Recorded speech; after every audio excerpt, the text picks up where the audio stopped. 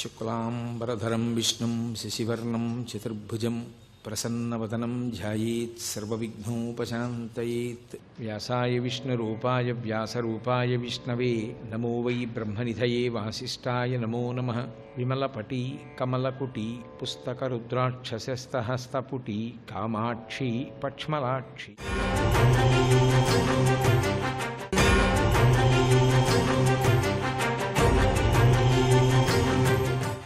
దేవతలందరూ దేవతా సార్వభౌముడు కనుక పరమశివుడి దగ్గరికి వెళ్ళారు. అయ్యా శివ, నువ్వు తప్ప ఎవరు నిర్జిస్తారు, కాబట్టి బయలుదేరి త్రిపురాసుర సంహారం చేయి అన్నారు. ఇత పూర్వం సృష్టిలో లేని రథం కావాలి, అందుకని ఈ భూమిని అంతటినీ రథం చేసుకున్నాడు. ఈ భూమిని లాగడానికి గుర్రాలు కావాలి, వేదాలు గుర్రాలు చేసుకున్నాడు. వీటిని నడపడానికి కొరడా కావాలి, ప్రణవాన్ని కొరడాగా చేసుకున్నాడు. మేరు పర్వతాన్ని తీసుకొచ్చి ధనస్సుగా చేసుకున్నాడు. దానికి వింటినారి కావాలి, ఆదిశేషుణ్ణి తీసుకొచ్చి వింటినారి చేసుకున్నాడు. ఆయన ఒప్పుకున్నాడు, నన్ను వింటినారిగా వాడుకో, లోకహితం కోసం త్రిపురాసుర సంహారంలో నన్ను వింటినారిగా వాడుకోమంటే పైన కింద కట్టేసి మేరు పర్వతం అనబడేటటువంటి పెద్ద ధనస్సు కట్టాడు. నారాయణుణ్ణి బాణం చేశాడు. దాన్ని తీసుకొచ్చి కాలాగ్ని అనబడేటటువంటి విషంలో మునుకు ముంచి ఆ పాముకి తొడిగి బాణాన్ని లాగుతున్నాడు. అక్కడ ఒక చమత్కారం జరిగింది అన్నారు భీమఖండంలో. మొన్నటి వరకు నెల్లూరులో అవే కదా ప్రసంగాలు. అక్కడ ఒక చమత్కారం జరిగిందన్నారు. ఎందుకని? ఒక్క రాముడు లక్ష్మణుడు లేకపోతే ఏదో కృష్ణ పరమాత్మ బలరాముడుగా ఉన్నప్పుడే కాదు అన్నదమ్ములు, ఆదిశేషుడు శ్రీమన్నారాయణుడు అన్నదమ్ములుగా ఇంకొక అవతారంలో కూడా ఉన్నారు. ఎప్పుడు అంటే ఒకానొకప్పుడు శ్రీ మహావిష్ణువు వామనమూర్తిగా వచ్చాడు అదితి కశ్యపులకి. అదితి సేవిస్తే వరం ఇచ్చాడు. ఎలా? అమ్మ నాకొక వరమి, నేను నీ కడుపున పుడతానమ్మా అని అడిగాడు. రవి మధ్యాహ్నమునంచరింప గ్రహ తారాచంద్రభద్రస్థితిన్ శ్రావణ ద్వాదశి నాడు శ్రవణనభిజిత్ సంజ్ఞాత లగ్నంబునన్ భువనాధీశుడు పుట్టవామనగతిన్ పుణ్యవ్రతోపేతకున్ దివిజాధీశ్వరు మాతకున్ పరమ పాతివ్రత్య విఖ్యాతకున్ అన్నారు పోతన గారు. ఆ అదితి కడుపున వామనమూర్తిగా పుట్టాడు, పొట్టివాడిగా పుట్టాడు. అదితి కడుపున పుట్టినవాడు ఈయన. అదే కశ్యప ప్రజాపతి యొక్క భార్య అయిన కద్రువుకి పుట్టినవాడు ఆదిశేషుడు. ఇద్దరికీ తండ్రి ఒకడైతే వీళ్ళిద్దరు ఏమవుతారు? అన్నదమ్ములు అయ్యారు మళ్ళీ ఇంకో అవతారంలో. కాబట్టి ఆదిశేషుడు విష్ణువు అన్నదమ్ములు. ఇప్పుడు ఆవామనమూర్తే నారాయణమూర్తిగా బాణంగా వచ్చాడు. ఆదిశేషుడు తమ్ముడు వింటినారిగా వచ్చాడు. అన్నగారు పైన ఎక్కడో ఉంటాడు, విష్ణులోకం పైన ఉంటుందని కదా చెప్తాం సాధారణంగా. ఓ స్థూల శరీరంతో ఆయన నివాసం చేసి మొరలు వింటే వైకుంఠం పైన ఉంటుంది. ఆదిశేషుడు పాతాళ లోకంలో భూమిని మోస్తూ కింద ఉంటాడు. ఇంత కింద తమ్ముడు ఉంటాడు, అంత పైన అన్నయ్య ఉంటాడు. ఈయన భూమిని వదిలేసి పైకి ఎక్కడు. ఆయన చూడవలసిన కార్యాలు మానేసి ఈయన దగ్గరికి రాడు. అనుకోకుండా వీళ్ళిద్దరూ కలుసుకునే అవకాశం వచ్చింది. ఎందుకని? ఒక ధనస్సుకి వింటినారిగా శేషుడు వచ్చాడు, దానికి బాణంగా నారాయణమూర్తి వచ్చారు. ఇప్పుడు ఈ బాణం అక్కడుండి వింటినారి ఇక్కడుంటే పలకరించుకోవడం కుదరదు. దానికి కట్టిన తర్వాత శివుడు ఈ బాణాన్ని తీసి ఈ ఆదిశేషుడి పొట్టకి నొక్కి పెట్టి వెనక్కి లాగాడు. ఆకర్ణాంతం లాగుతారు బాణాన్ని, అది చివిరి గిరికొచ్చింది. ఎవరో ఇద్దరు మాట్లాడుకుంటున్నట్టు అనిపించింది శివుడికి. ఏమిటా అని విన్నట్ట.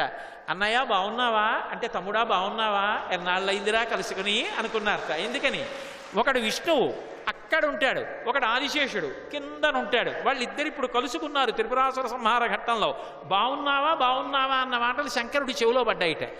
అందుకని మళ్ళీ ఇంకొకసారి తమ్ముడిగా వచ్చాడు. ఒకసారా రెండుసార్లా ఎన్ని మాటలు వచ్చాడు?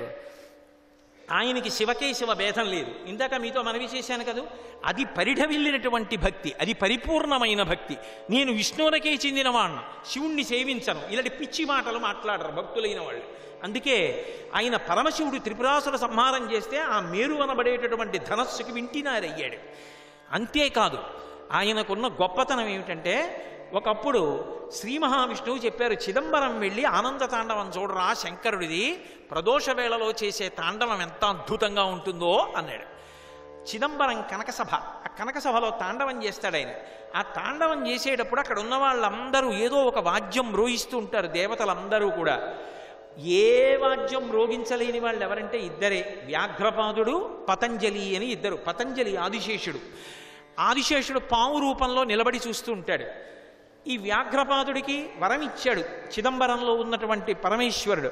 ఆయన రోజు పాపం అరణ్యాలకు వెళ్ళి పువ్వులు తెచ్చి సాయంకాలం వేళ పూజ చేస్తే కానీ అన్నం తినడం, ఆయన నిత్యన్నక్తం చేస్తాడు.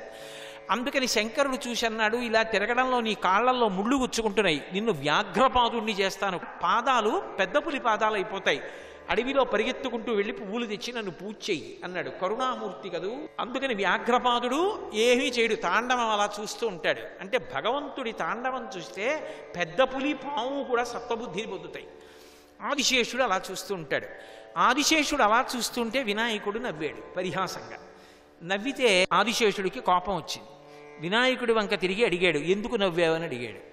అడిగితే ఆయన అన్నాడు, మేమందరం అంటే చేతులు ఉన్నాయి కాబట్టి వాద్యాలు మ్రోగిస్తాం, నువ్వేం చేస్తావు, చేతుల కాళ్ళ నిలబడి తాండవం చూస్తావు తప్ప నువ్వేం మధ్యలో వాయిస్తావా వీణ వాయిస్తావా, పాపం ఏమీ వాయించలేవు కదా, అందుకని నిన్ను చూస్తే జాలేసి నవ్వానన్నాడు.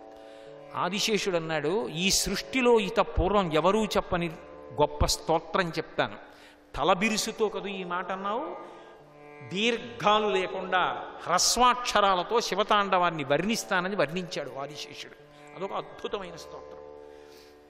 వర్ణించి తాండవంలో నేనేం చేయలేదంటున్నావు కదూ, పరమశివుడి పాదానికి ఒక గొప్ప కడియం అయిపోతాను, అయిపోయి ఆయన పాదాన్ని చుట్టుకుంటాను, చుట్టుకుని ఆయన తాండవం చేస్తుంటే ఆయనతో పాటు కదులుతాను నేను కూడా ఆయన పాదంతో. ఇప్పుడు నేను ఆయన శరీరంలో అంతర్భాగం అయిపోతాను. నీ చేయకపోవడం ఏమిటి, నేను ఆయన శరీరంలో భాగం కాబట్టి జరుగుతున్న తాండవాన్ని వర్ణించే కింద స్థాయిలోకి మీరెడతారన్నాడు. అని ఎగిరి వెళ్ళి శంకరుడి పాదానికి చుట్టుకున్నాడు. అంత ఆదిశేషుడు ఆయన పాదానికి చుట్టుకుంటాడంటే పరమశివ వైభవం ఎలా ఉంటుందో చూడండి.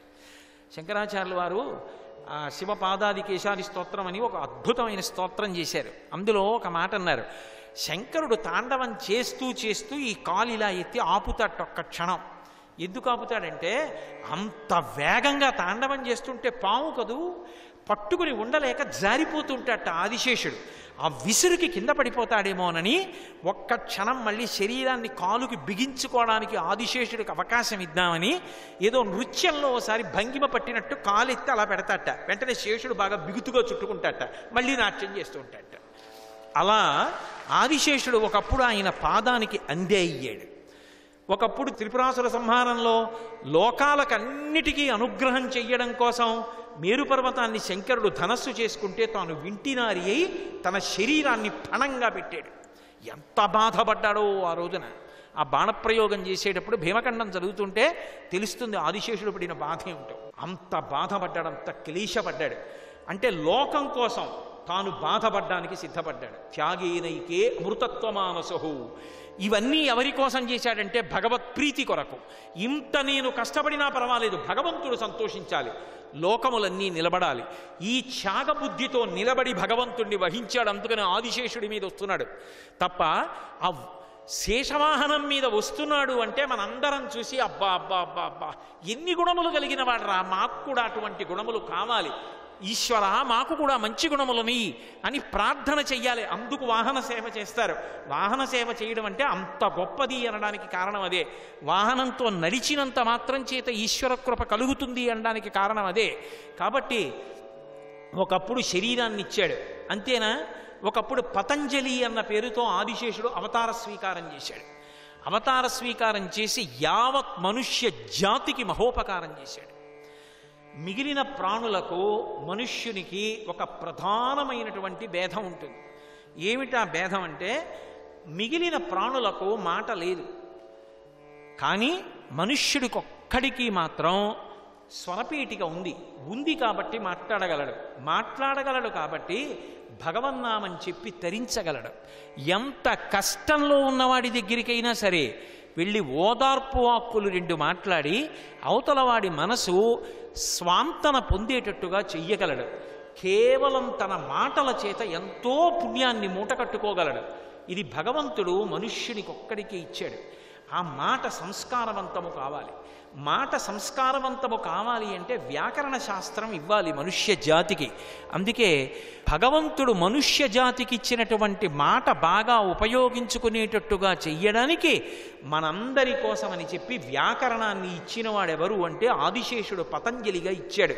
అందుకే మిగిలిన ఏ భాష్యానికి లేని పేరు ఒక్క పతంజలి భాష్యానికి మాత్రం, పాణిని వ్యాకరణానికి ఆయన ఇచ్చిన భాష్యానికి మహాభాష్యము అని పేరు. మూకశంకరులంతటి వాళ్ళు దాన్ని స్తోత్రం చేస్తూ మహాభాష్య వ్యాఖ్యాపటుచయనమరూపయితివా అన్నారు శ్లోకంలో. మహాభాష్యము అని పేరు దానికి. అందుకని వాక్కుని బాగా నిలబెట్టడానికి మహాభాష్యాన్ని ఇచ్చి మనుష్య జాతికి ఉపకారం చేశాడు. భగవంతుడు ఇచ్చినటువంటి రెండవ గొప్ప సాధనం మనస్సు. మనసు నిష్కల్మషమైందనుకోండి, మన ఏవ మనుష్యానాం కారణం బంధమోక్షయో. మనసు మంచిదైందనుకోండి, ఏది చూస్తున్నా అందులో భగవంతుని యొక్క విభూతిని చూడగలుగుతున్నాడు అనుకోండి, తేజోంశ సంభవం అంటాడు. ఒక చోట ఒక గొప్ప పాట పాడగలిగిన శక్తి ఉంది ఒకరిలో, అది భగవంతుని యొక్క విభూతి. ఒకరు బాగా వీణ వాయించగలరు, అది భగవద్ విభూతి. అసూయ పెంచుకోకుండా వారికి భగవంతుడిచ్చిన గొప్ప విభూతి అని చూడగలగడం మనస్సు యొక్క పరిణతి. మనసు స్వచ్ఛంగా ఉందనుకోండి, ఇంద్రియముల వలన మనసు వలన ఏ పాపము కలగదు. ఎవరో ఒక ఆయన అలా చూస్తున్నాడు ఒక ఆవిడ వంక. మిగిలిన వాళ్ళు చూసిన వాళ్ళు ఏం అలా చూస్తున్నాడు ఆవిడ వంక, ఎంత దుష్టుడు రావిడు, ఎటువంటి ఆలోచన చేస్తున్నాడో మనసులో అనుకున్నారు. ఆయన మాత్రం ఆవిడ వంక చూస్తున్నప్పుడు పొద్దున్న నేను మనసులో ఏ తల్లి పాదములు పట్టి ప్రార్థన చేశానో ఆ కామాక్షి పరదేవత నడిచి వస్తే ఎలా ఉంటుందో అలా ఉన్నారు ఆవిడ. ఎర్రటి చీర కట్టుకుని పాద మంజీరములతో పసుపు రాసుకొని పారాణి పెట్టుకుని ఆ కొప్పులో పువ్వులు పెట్టుకుని ఆ బొట్టు, నా తల్లి కామాక్షి నాకు ఇవాళ దర్శనం ఇవ్వడం కోసమని వచ్చి సభలో కూర్చుందా, నా తల్లి వచ్చిందా అని పరమ సంతోషంతో ఆవిడ వంకే చూస్తూ మనసులో 2 చేతులెత్తి నమస్కారం చేస్తున్నాడు. చూడడానికి ఆయన ఒక స్త్రీ వంక చూసినట్టు కనపడచ్చు, కానీ ఆయన మనసు పరమ పవిత్రం కాబట్టి లోపల కామాక్షిని చూశాడు కనుక ఆయన తరించిపోతున్నాడు. అదే మనసు చూడకూడని రీతిలో చూస్తే నశించిపోతున్నాడు. మనసే కారణము. ఆ మనసుని సంస్కరించడం ప్రధానం. కాబట్టి ఆ మనసుని సంస్కరించడానికి యోగశాస్త్రాన్ని ఇచ్చాడు. పతంజలి యోగ భాష్యము అంటారు. రాజయోగము అనేటటువంటి మాట పతంజలి యోగశాస్త్రంలోంచే వచ్చింది. మనసుని ఎలా శుద్ధి చేసుకోవాలో, ఎలా నియంత్రించాలో, ఎలా ప్రాణాయామం చెయ్యాలో, మనసుని ఎలా నిలబెట్టాలో, మనసుని ఎలా భగవంతుడిలో ఐక్యం చెయ్యాలో, దాన్ని ఎలా వెనక్కి తీసుకెళ్లాలో, అంతర్ముఖత్వం ఎలా పొందించాలో, నిజానికి బయట వెతికితే దొరకదావిడ. అంతర్ముఖ సమారాధ్య బహిర్ముఖ సుదుర్లభ. నువ్వు కళ్ళు మూసు కూర్చుంటే నీ ఇంద్రియములు వెనక్కి వెడితే, మనసు వెనక్కి వెడితే భగవంతుడు ఇక్కడ కనపడతాడు. ఆ వెనక్కి ఎలా నడిపించాలో ఇవన్నీ కూడా మహానుభావుడై ఆదిశేషుడు పతంజలిగా వచ్చి యోగసూత్ర భాష్యాన్ని ఇచ్చాడు. 3వ ఉపకారం, భగవంతుడు మనకి ఈ శరీరాన్ని ఇచ్చాడు. ఇది ఉంది కాబట్టి ధర్మాన్ని ఆచరించగలం. ఇది లేదనుకోండి, ఎలా ధర్మం చేస్తాను? ఇది ఉంది కాబట్టి భగవంతుడి గురించి మాట్లాడుతున్నాను, ఇది ఉంది కాబట్టి వాహనాల గురించి మాట్లాడుతున్నాను, ఇది ఉంది కాబట్టి ఓ పూజ చేస్తాను, ఇది ఉంది కాబట్టి మా గురువుగారు కనపడితే 2 చేతులు ఎత్తి నమస్కరిస్తాను, మా గురువుగారు కనపడితే పరమ సంతోషంతో కందుల వెంట ఆనంద భాష్పాలు కారుస్తాను, పూజామందిరంలోకో దేవాలయంలోకో వెడితే ఇన్ని పువ్వులు తీసి భగవంతుడి పాదముల మీద వెయ్యగలుగుతున్నాను. ఈ శరీరము లేకపోతే నేను కొత్తగా పుణ్యాన్ని ఎలా చేసుకుంటాను, భగవన్నామం ఎలా చెప్తాను, గురువుగారి పాదాలు ఎలా పట్టుకుంటాను, విషయం ఎలా అధ్యయనం చేస్తాను? ఈ శరీరం పరమోత్కృష్టమైన సాధనం. ఈ శరీరం కాకుండా ఓ కుక్క శరీరంలో ఉన్నాననుకోండి, ఇందులోకి వచ్చి కూర్చుంటానంటే ఒప్పుకుంటారా? అర్థం అవుతుందా? రామాయణ భారత భాగవతాలు పనికొస్తాయా? గురువుగారి వల్ల ఉపయోగం ఉంటుందా? శాస్త్రములు నేర్చుకుంటాడా? ఇంత గొప్ప మనుష్య శరీరాన్ని ఇచ్చాడు. ఈ శరీరాన్ని ఆరోగ్యంగా ఉంచుకోవాలి. భగవంతుని యొక్క పరిపూర్ణమైనటువంటి అనుగ్రహానికి పాత్రుడైనటువంటి వాళ్ళల్లో ఒకరు వాసుకి. వాసుకి సర్పజాతికి చెందినటువంటి వ్యక్తి. కశ్యప ప్రజాపతికి కద్రువకి జన్మించినటువంటి సంతానం ఈ సర్పజాతి. అందులో చాలా పొడవైనటువంటి శరీరాలు కలిగి అగ్ని వంటి తేజస్సు కలిగినటువంటి మహోత్కృష్టమైనటువంటి సర్పములు కొన్ని ఉన్నాయి. అందులో ఆదిశేషుడు, అలాగే తక్షకుడు, కర్కోటకుడు, అటువంటి వారిలోనే ఒకడు వాసుకి. వాసుకి యందు ఒక ప్రత్యేకమైనటువంటి విశేషం ఉంది. ఏమిటా విశేషము అంటే, వాసుకి కద్రువుకి జన్మించిన తరువాత ఈ ఉచ్చైశ్రవమనబడేటటువంటి తెల్లటి గుర్రం పాలసముద్రం ఒడ్డున విహరిస్తూ ఉండగా వినతాకద్రువులిద్దరూ కూడా సాయంకాలం వేళలో అలా వ్యాహ్యాళిగా వెళ్ళి ఆ తెల్లటి గుర్రం వంక చూడడం, అనవసరంగా పందెం వరకు వెళ్ళడం, వెళ్ళిన తరువాత ఆ గుర్రం యొక్క తోక తెల్లగా లేదు అన్న విషయం రూఢంగా తెలుసుకున్నటువంటి కద్రువ తాను ఎలాగైనా పందెంలో గెలిచి వినతిని తనకి దాసిగా చేసుకోవాలనేటటువంటి పన్నాగంతో తన సంతానాన్ని పిలిచి, మీరు పావులు కనుక నల్లగా ఉంటారు కనుక వెళ్ళి ఉచ్చైశ్రవమనబడేటటువంటి ఆ తెల్లటి గుర్రం యొక్క తోకకి చుట్టుకుంటే తోక నల్లగా కనపడుతుంది. కనపడితే అప్పుడు మీ పినతల్లి అయినటువంటి వినత నాకు దాసి అవుతుంది. ఇలా నేను దాస్యం చేయించుకోవాలి, పందెం గెలవాలి అంటే మీరు నాకు ఇలా ఉపకారం చేయడం కన్నా మార్గం లేదు. కాబట్టి మీలో ఎవరైనా ఒకరు వెళ్ళి ఆ తోకని చుట్టుకోండి అని శాసించింది. కానీ ధర్మమునందు అనురక్తి కలిగినటువంటి ఆదిశేషుడు కానీ వాసుకి కానీ ఇటువంటి పని చెయ్యడానికి అంగీకరించలేదు. మాకు తల్లి ఒకటి పినతల్లి ఒకటి కాదు, పైగా విశేషించి ధర్మం అనేటటువంటిది అత్యంత ప్రధానం. ధర్మ వ్యతిరిక్తంగా మేము ఇటువంటి నీచమైన కార్యం చేసి ఇటువంటి పన్నాగం ద్వారా పినతల్లిని ఓడించి ఆమె చేత నీకు దాస్యం చేయించడం మాకు ఇష్టం లేదు. కాబట్టి మేము వెళ్ళి ఉచ్చైశ్రవం యొక్క తోకకి చుట్టుకుని తోక నల్లగా ఉన్నట్టుగా కనపడేటట్టు చేసి నీవు పందెంలో గెలిచేటట్టుగా సహకరించడం మా వల్ల జరిగే పని కాదు అని తేటతెల్లం చేశారు. ఎవ్వరూ వెళ్ళటలేదు అని ఆగ్రహించినటువంటి కద్రువ ఆ ఆగ్రహంలో తాను ఎటువంటి శాపం ఇస్తున్నానన్నది కూడా మరిచిపోయి తన సంతానమైనటువంటి సర్పములన్నీ కూడా జనమేయుడు చేసేటటువంటి సర్పయాగములో నశించిపోవాలి అని శాపం ఇచ్చింది. భయపడినటువంటి ఒక్క సర్పం మాత్రం వెళ్ళి ఆ ఉచ్చైశ్రవం యొక్క తోకకి చుట్టుకుంది. దానివల్ల ఆ తోక నల్లగా కనపడడం, నిజంగా ఉచ్చైశ్రవం యొక్క తోక నల్లగా ఉంది అనుకున్నటువంటి వినత ఆ కద్రువుకి దాస్యం చెయ్యడం ప్రారంభం చేసింది. ఆమె ఎప్పుడైతే దాస్యం చేయడం ప్రారంభం చేసిందో ఆమె యొక్క కుమారులైనటువంటి అనూరుడు గరుత్మంతుడు కూడా ఆమెకు దాసులయ్యారు. ఈ సందర్భంలో ఇటువంటి అధార్మికమైనటువంటి విషయానికి ఇష్టపడనటువంటి వాళ్ళు ఇద్దరున్నారు. ప్రధానంగా అస్సలు ఇష్టపడని వాళ్ళు. అందులో మొదటివాడు ఆదిశేషుడు, రెండవ వాడు వాసుకి. ఇద్దరూ విభేదించిన వాళ్ళే, ఇద్దరూ ధర్మాన్ని కోరుకున్న వాళ్ళే. కానీ ఇద్దరిలో మాత్రం ఒక ప్రధానమైనటువంటి వ్యత్యాసం కనపడుతుంది. ఆ వ్యత్యాసం కనపడాలి అంటే చాలా జాగ్రత్తగా పరిశీలనం చేస్తే తప్ప ఇద్దరి మధ్య ఉండేటటువంటి ఆ సున్నితమైనటువంటి భేదం అర్థం కాదు. ఆదిశేషుడు ధర్మమునందున్నటువంటి అనురక్తి చేత, తల్లి సోదరులు చేసినటువంటి పన్నాగము చేత విరక్తుడై చాలా ఉన్నతమైనటువంటి పర్వతముల యందు తపస్సు చేసి చతుర్ముఖ బ్రహ్మగారి యొక్క సాక్షాత్కారం పొంది, నాకే కోరిక లేదు, నా శరీరం ఇలా శిథిలమైపోవడమే నేను కోరుకుంటున్నాను, భగవంతుని యందు ఐక్యమవుతానని అడిగాడు.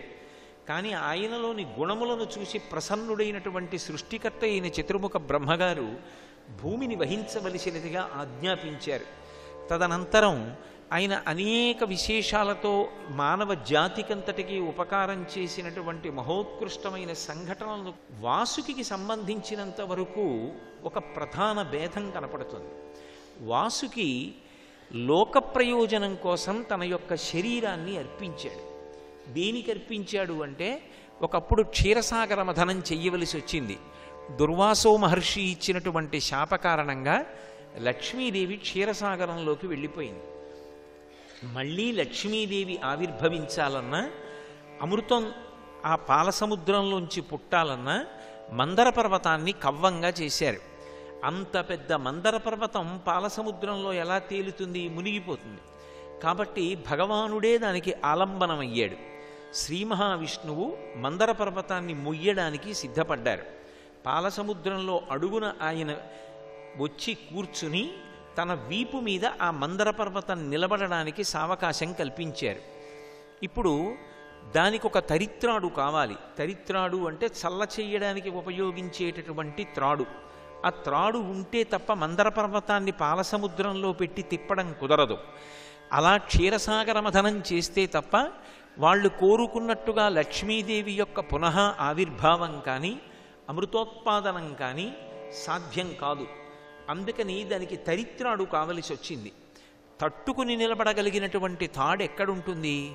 దాన్ని పట్టుకు తిప్పేటటువంటి వాళ్ళు సామాన్యులు కారు. ఒకవైపు దానవులు పట్టుకుంటారు, ఒకవైపు దేవతలు పట్టుకుంటారు. చుట్టబడవలసినది మందర పర్వతానికి చుట్టుకోవాలి. మందర పర్వతం యొక్క వైశాల్యం అంటే అదేం సామాన్యమైన విషయం కాదు.